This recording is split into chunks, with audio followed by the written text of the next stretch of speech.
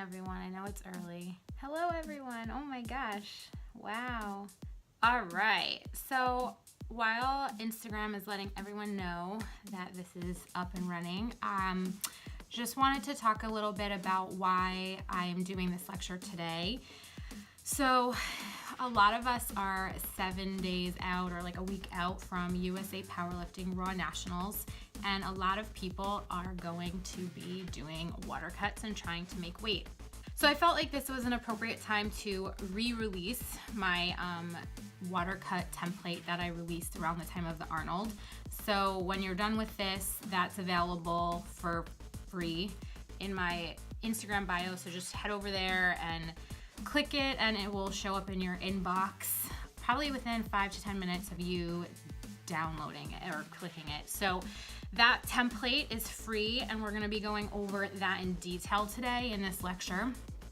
And then we will be discussing going into a little bit more detail for that water cut template, and also discussing some strategies for the future so that you might not have to do such a large water cut and have optimal performance in all of your competitions in the future. So I just want to talk a little bit about my history in terms of competing and my experiences with weight cuts. I have competed since 2012 in many different weight classes. I've competed in the 63 kilo class, I've competed in the 148 weight class, I've competed in the 165 weight class, I've competed in the 72 kilo weight class, and I've competed in the 84 kilo weight class. So I have done many different types of water cuts and many different sizes in terms of water cuts. I've cut anywhere from like 1 pound to nearly 11 pounds in a week, and using different strategies from extreme water and sodium loading to extreme dehydration. I've soaked in hot tubs.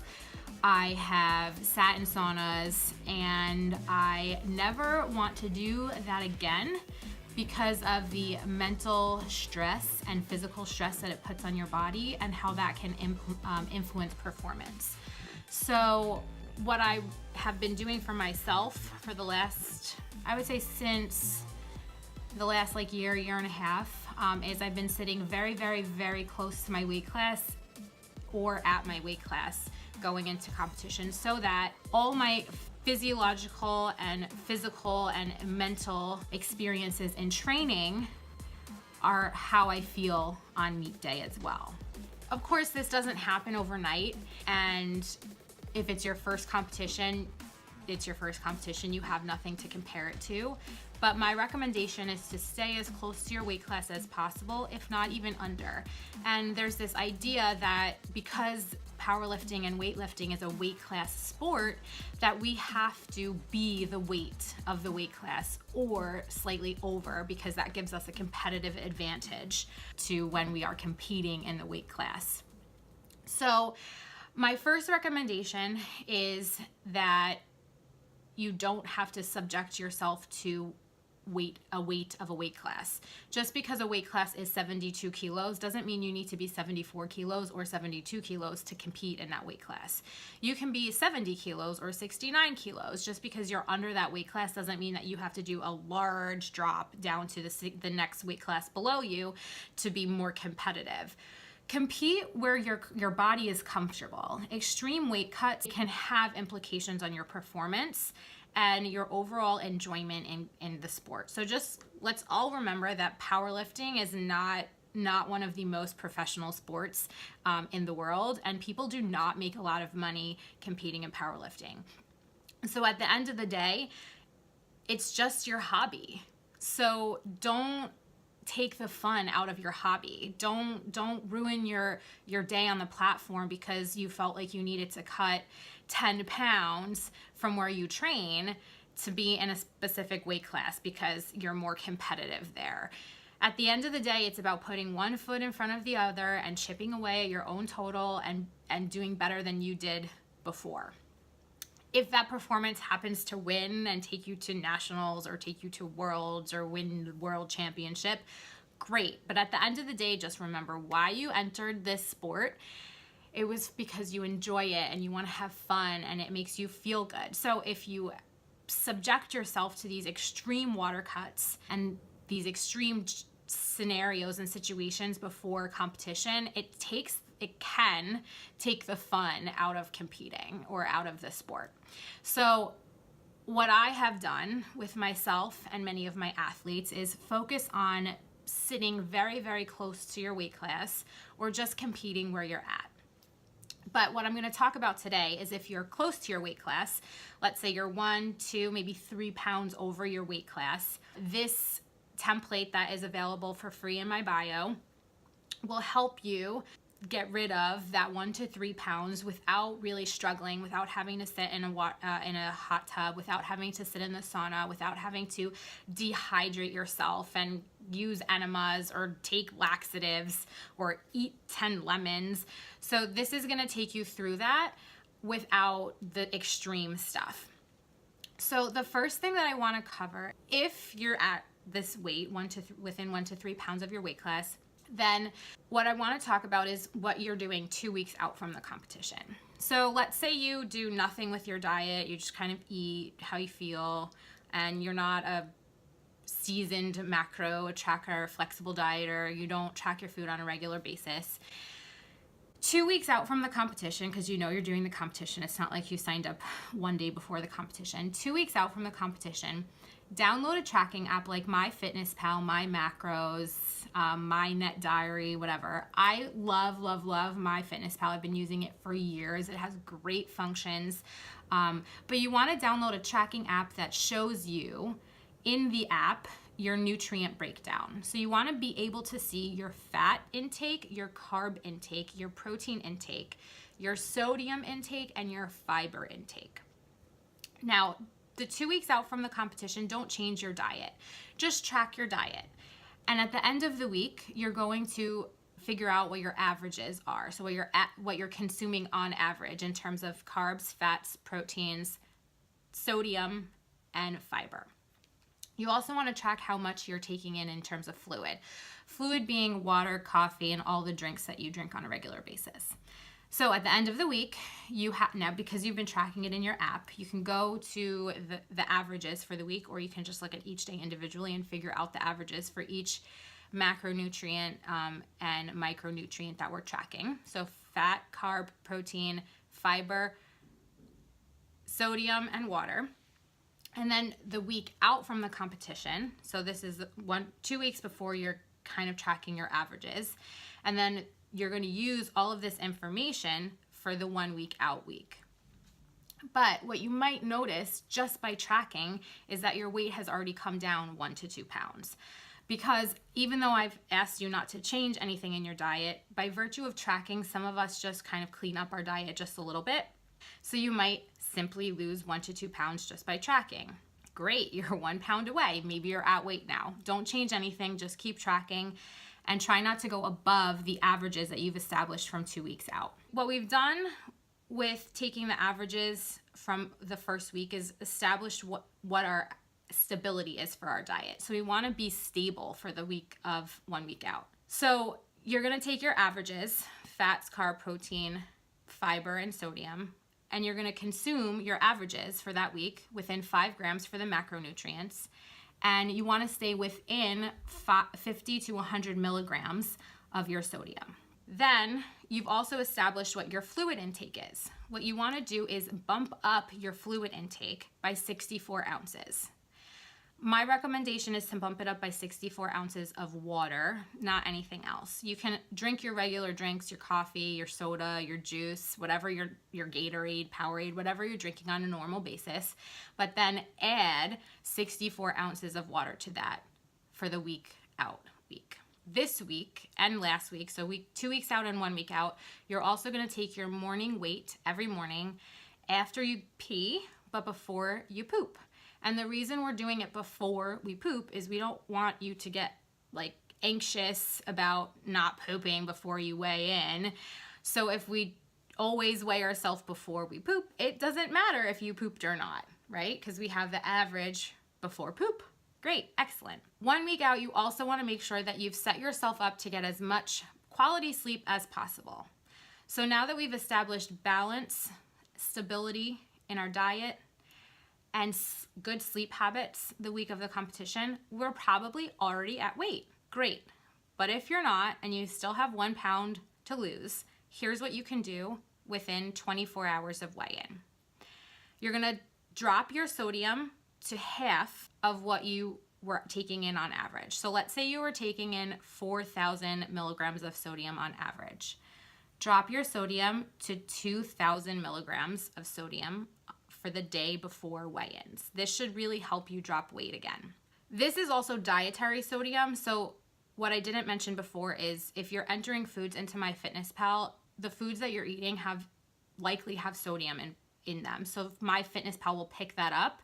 And if you're eating 2,500 milligrams from sodium, you don't need to add sodium or salt to your food because you're getting it from your food. Now, if your average is 2,500 milligrams of sodium and one day you're logging your food for that day and it's 1,000, then you can either find foods that have more sodium so that you're hitting your average, or you can take table salt and add it to your food in order to hit your average for the week for that day.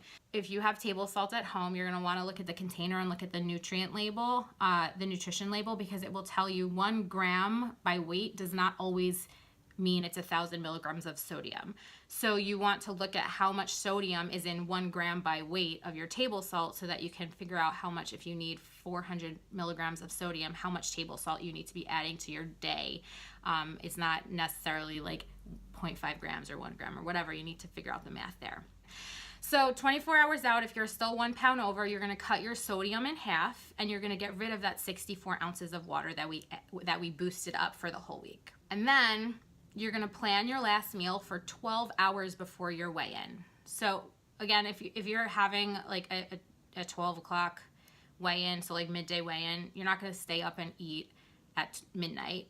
Eat your dinner regular time, whenever you're ready for dinner. But if you have a 6 a.m. weigh-in, you don't want to be eating dinner at 9 p.m.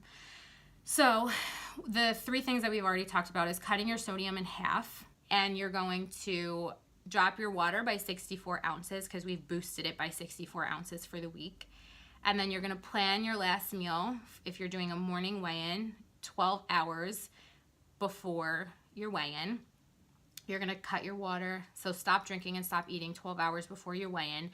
And you're going to keep your last meal low in calorie and low in carb so that you don't have this giant bolus of food coming in before your weigh-in. So a lot of us, like I know on a busy day at work, I might not be eating all day and then I eat like 1,000 calories at dinner just because I haven't eaten all day. Well, my weight the next morning is going to be artificially high because I had a large volume of food at dinner time. So what we want to do is try and keep that last meal low volume, low weight. And one way we can do that is by controlling the calories and the carbohydrates in the meal.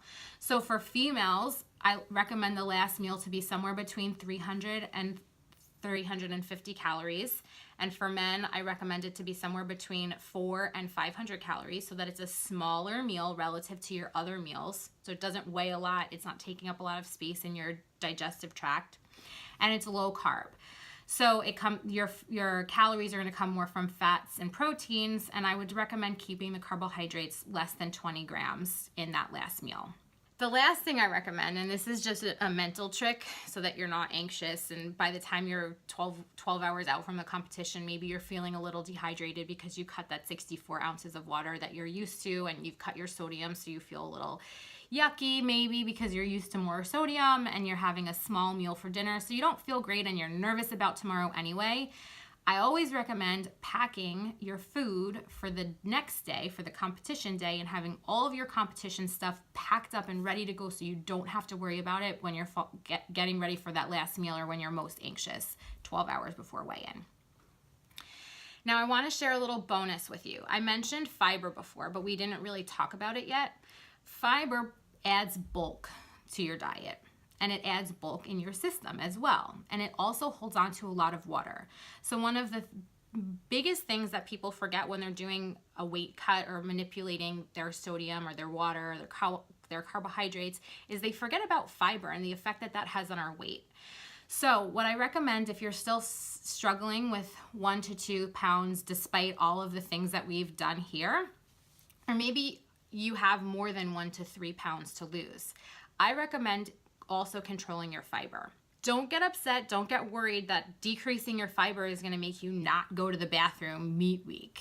You'll be fine, you will go to the bathroom. Actually, sometimes having too much fiber can back us up, so don't worry about not having enough fiber. Meat week, I recommend keeping your fiber between 15 and 20 grams for the first 3 days or 4 days out, and then the closer you get to the meat, drop it to 10 grams. This will definitely help you drop some water weight, and it'll keep your GI system a little bit clearer than it normally is because there's less bulk in your diet. That's pretty much it. So you should make weight at that point. All right, so we've gone to weigh-ins, we've made weight, we might have come in at weight, maybe we're a pound under, maybe we're a pound and a half under, woohoo, Wilks, right? If you're qualifying for the Arnold and you need that 1 pound to get that qualifying Wilks, excellent, come in a little bit under. So we haven't had water, we haven't had food in about 12 hours, and our sodium might have been a little bit lower the day before. The first thing that we're gonna do after weigh-in, the most essential thing to prevent cramping and to prevent a lower performance on meet day is hydrate immediately. That's the first thing. You might be hungry, but I guarantee you, you will suppress that hunger for about 15 minutes if you drink, and drinking is most important. So you're gonna have somewhere between 10 and 16 ounces of plain water, and then somewhere between 10 and 16 ounces of a hydration drink such as Powerade, Gatorade, or a branched chain amino acid that has electrolytes in it. You're not gonna drink it extremely fast within like 2 minutes because we don't wanna get sick. You're gonna pace yourself drinking this for about half an hour. Once you get your first 10 ounces of fluid in, let's start eating. Your first meal should be low in fat, higher in carbohydrates, and moderate in protein, and it should definitely have sodium.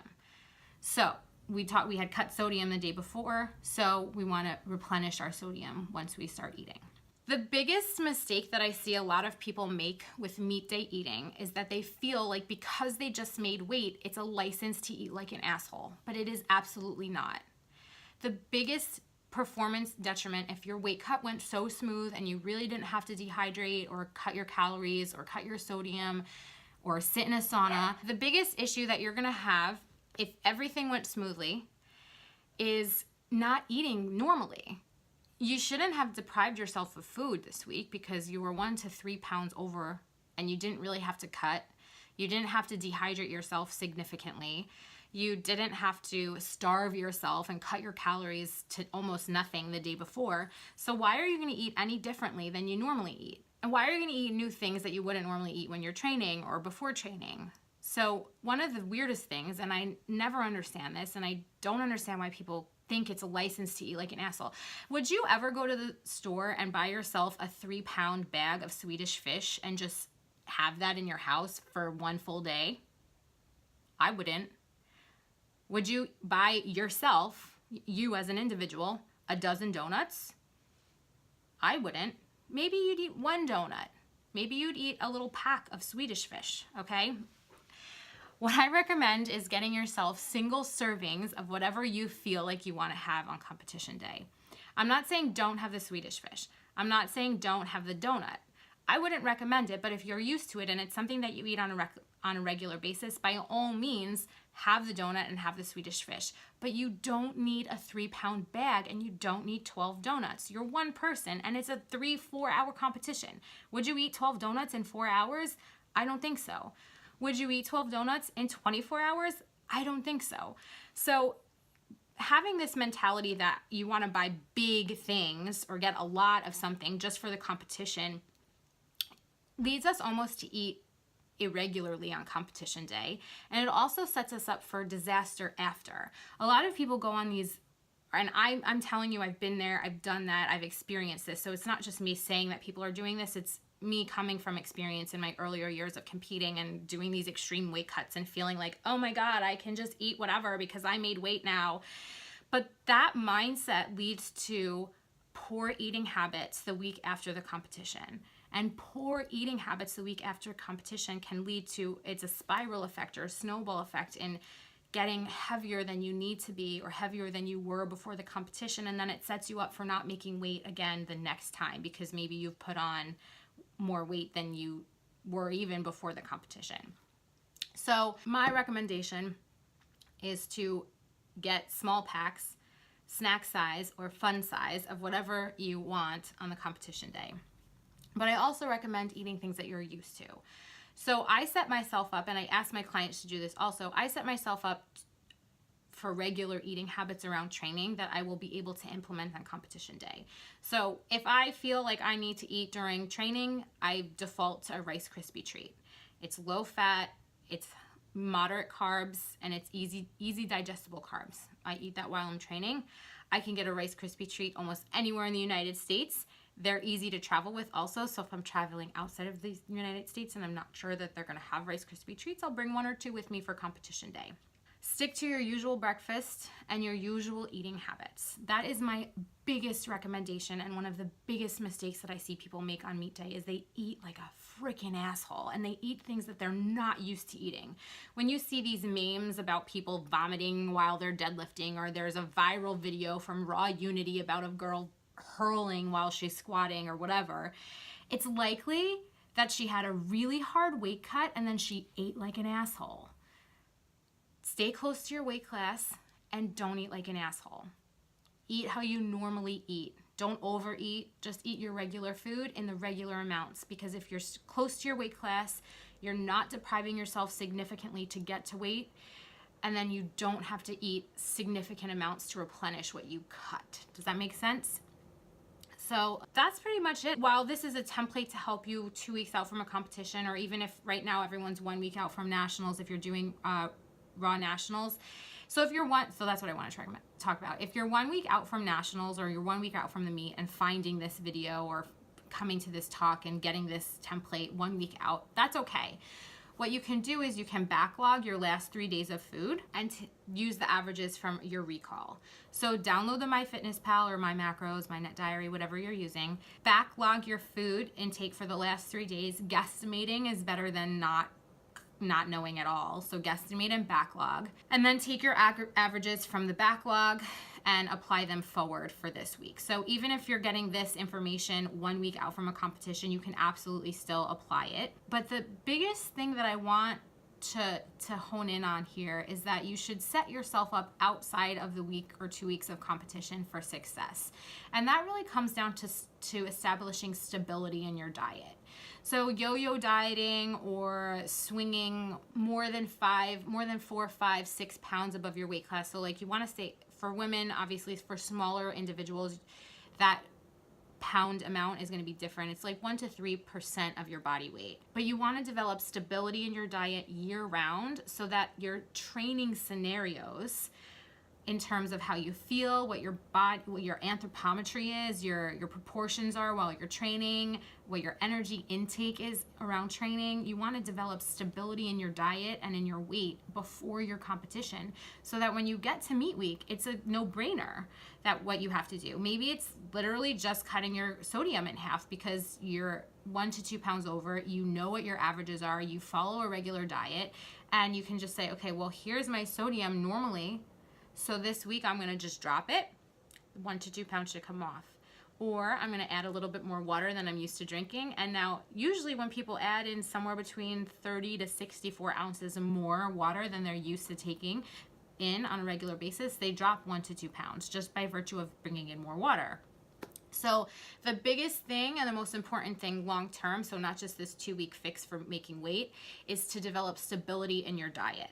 So if anyone needs help with that, I'm more than happy to help you with that, but that's not what this lecture is about. This lecture is giving you the information right here, right now, so that if you need to make weight and you're 1 to 2 weeks out from competition, you can. So just to recap what we talked about, this lecture was about weigh-in or weight cut strategies that begin 2 weeks out from competition for a 1 to 3 or 1 to 3 pound water cut, or 1 to 3% of your body weight. So this should work for 1 to 3% of your body weight. So it's not necessarily 1 to 3 pounds, but it could likely be for 1 to 3 pounds of your 1 to 3% of your body weight.